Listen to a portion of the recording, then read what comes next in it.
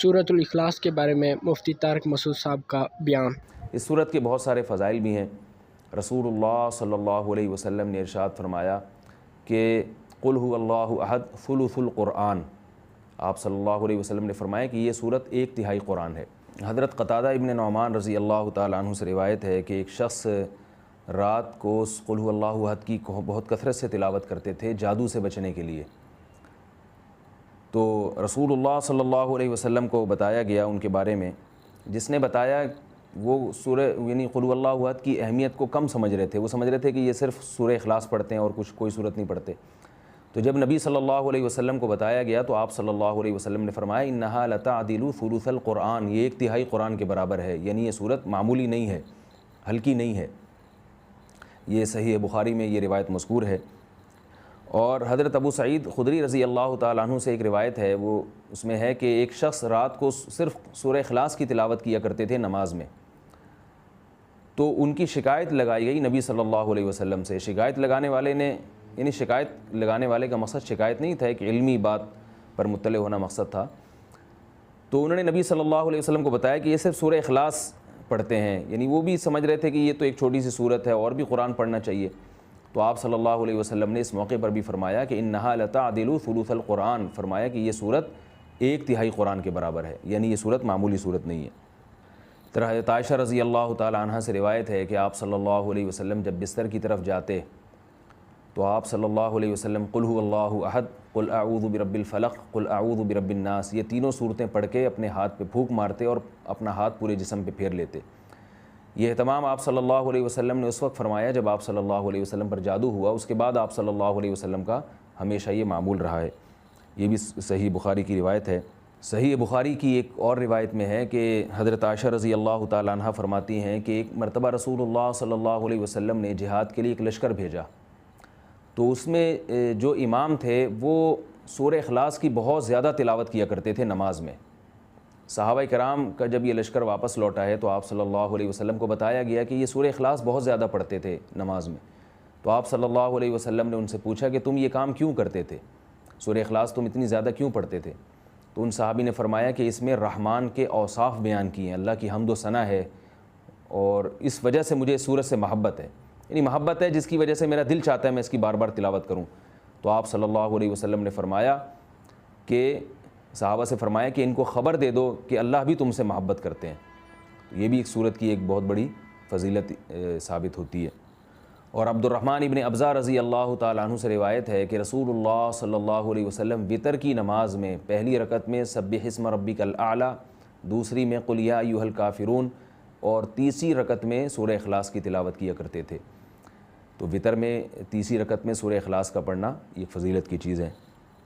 حضرت عقبہ ابن عامر رضی اللہ تعالیٰ عنہ سے روایت ہے کہ میں ایک مرتبہ رسول اللہ صلی اللہ علیہ وسلم سے ملا تو آپ صلی اللہ علیہ وسلم نے فرمایا کہ کیا میں تمہیں ایسی صورت کی خبر نہ دوں کہ نہ وہ صورت اللہ نے تورات میں نازل کی، نہ ایسی صورت اللہ نے انجیل میں، اور نہ ہی ایسی صورت اللہ نے کسی اور مقام پہ قرآن مجید میں نازل کی؟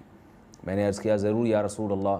تو آپ صلی اللہ علیہ وسلم نے فرمایا وہ صورتیں قل هو اللہ احد، قل اعوذ برب الفلق اور قل اعوذ برب الناس ہیں۔ اور آپ صلی اللہ علیہ وسلم نے اسے فرمایا کہ کوئی بھی رات ایسی نہیں ہونی چاہیے جو ان صورتوں کی تلاوت کے بغیر گزر جائے، یعنی ہر رات میں یہ تینوں صورتوں کی تلاوت لازمی کیا کرو۔ تو عقبہ ابن عامر رضی اللہ تعالیٰ عنہ فرماتے ہیں پھر پوری زندگی مجھ سے کبھی بھی ان تینوں صورتوں کی تلاوت رات میں نہیں چھوٹی اور کبھی بھی ناغا نہیں ہوا۔ اور حضرت ابو ہریرہ رضی اللہ تعالیٰ عنہ سے ایک اور روایت ہے کہ رسول اللہ صلی اللہ علیہ وسلم نے کسی شخص کو قل هو اللہ احد کی تلاوت کرتے ہوئے دیکھا تو آپ صلی اللہ علیہ وسلم نے فرمایا کہ واجب ہو گئی۔ صحابہ نے پوچھا یا رسول اللہ کیا چیز واجب ہو گئی؟ آپ نے فرمایا کہ اس کی تلاوت کرنے والے کے لیے جنت واجب ہو گئی۔ یہ تو اس صورت کے کچھ فضائل تھے جو میں نے آپ کے سامنے بیان کیے۔ اس صورت میں ہمیں اسباق کیا ملتے ہیں؟ پہلی تو سبق ہمیں توحید کا ملتا ہے کہ اسلام توحید کے بغیر کامل نہیں ہے، بلکہ اسلام مقبول ہی نہیں ہے۔ آج بہت سارے لوگ اللہ تعالیٰ کو معبود تو کہتے ہیں مگر اللہ کے سوا مشکل کشا، حاضر ناظر اور مختار کل ایسے ایسے الفاظ ایجاد کیے ہوئے ہیں جو غیر اللہ پر بھی اس کا اطلاق کرتے ہیں۔ بعض لوگ قبر پرستی کا شکار ہیں، بعض لوگ رسول اللہ صلی اللہ علیہ وسلم کو عالم الغیب کہتے ہیں، حاضر ناظر کہتے ہیں، جبکہ ہمیں اس صورت میں کیا سبق مل رہا ہے کہ اللہ یکتا ہے، اس جیسا کوئی بھی نہیں ہے۔ تو اللہ اگر مشکل کشا ہے، حاجت روا ہے، تو پھر اگر ہم مخلوق کو بھی مشکل کشا اور حاجت روا کہہ دیں تو اس کا مطلب یہ ہوا کہ مخلوق بھی اللہ جیسی ہے، اس لیے کہ جو معبود ہے اس کی دو بنیادی صفات ہیں، علم اور قدرت۔ معبود میں دو چیزوں کا ہونا ضروری ہے، یعنی آپ جس کی عبادت کرتے ہیں اس میں دو صفات کا علی وجہ الکمال ہونا ضروری ہے۔ ایک یہ کہ اس کی قدرت کامل ہو، وہ جو چاہے کر سکتا ہو، اور اس کا علم کامل ہو، جیسے کہ قرآن مجید میں آتے اللہ الذی خلق السبع سماوات ومن الارض مثلہن یتنزل الامر بینہن لتعلموا ان اللہ علی کل شیء قدیر وان اللہ قد احاط بکل شیء علما۔ یعنی اس آیت کا حاصل کیا ہے کہ اللہ نے اس پوری کائنات کو اس لیے بنایا تاکہ اللہ کے بارے میں دو چیزوں کا لوگوں کو یقین آ جائے۔ ایک یہ کہ لتعلموا ان اللہ علی کل شیء قدیر، کہ اللہ ہر چیز پر قادر ہے، وان اللہ قد احاط بکل شیء علما، اور اللہ کے علم سے کوئی بھی چیز خارج نہیں ہے، یعنی مختار کل بھی اللہ ہے اور عالم الغیب بھی اللہ ہے۔ تو اگر آپ اللہ کے علاوہ کسی اور کو بھی ان صفات میں اللہ کے ساتھ شریک کر دیں، چاہے وہ ذاتی کہہ کے کریں یا عطائی کہہ کے کریں، کسی بھی طرح سے کر دیں، یعنی بعض لوگ یہ کہتے ہیں کہ اللہ مشکل کشا ہے لیکن اللہ نے اپنی مخلوق میں سے بعض پیغمبروں کو مشکل کشا بنا دیا ہے، اور اللہ عالم الغیب ہے لیکن اللہ نے اپنی مخلوق میں سے بعض پیغمبروں کو عالم الغیب بنا دیا ہے، تو یہ غلط ہے۔ اسی کی قرآن جگہ جگہ نفی کر رہا ہے کہ علم غیب میں اور قدرت میں اللہ جیسا کوئی بھی نہیں ہے۔